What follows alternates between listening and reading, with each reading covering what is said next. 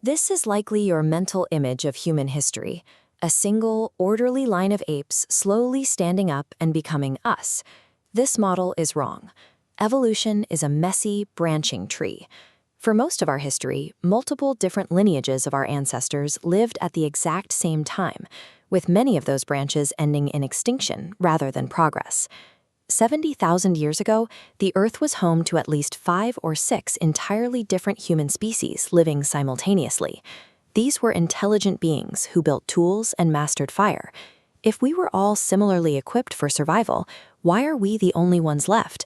And how did we become the ones to occupy every corner of the globe? 70,000 years ago, the globe was divided, with species evolving in isolated environments. Neanderthals occupied freezing Europe, while Denisovans survived in high-altitude Asia.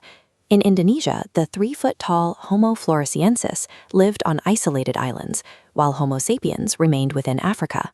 This map shows that humanity was not a singular destiny, but a collection of distinct biological strategies playing out in different corners of the world. Millions of years earlier, East Africa underwent a geological shift that changed the landscape. Lush forests dried out, replaced by these open, treeless plains. Our ancestors were forced out of the canopy and onto the ground. To survive here, they had to stand upright, allowing them to see predators over the tall grass and keep hands free to carry food. Australopithecus represents the first major success of this new posture. While species like Lucy still had brains the size of a chimpanzee's, their hips and legs were already built for walking on 2 legs. Trading the safety of the trees for life on the ground was a necessary physical sacrifice for survival. The next major shift came with Homo erectus and a technology that restructured hominid biology, the controlled use of fire. Cooking made meat softer and more digestible. Because we spent less energy breaking down food, we could trade our large, energy-intensive digestive tracts for massive, calorie-hungry brains. This surge in intelligence and tool use allowed Homo erectus to become the first human species to successfully migrate out of Africa 1.8 million years ago.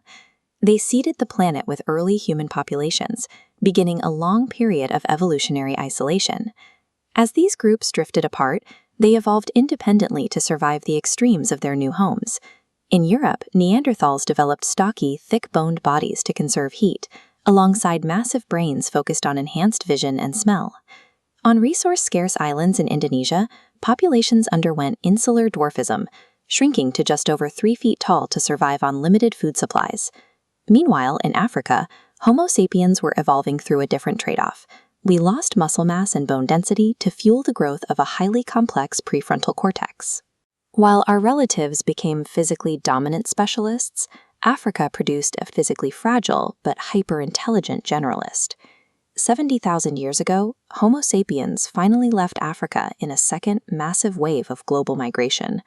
Our ancestors physically collided with the stronger Neanderthals and Denisovans who had occupied these territories for hundreds of thousands of years.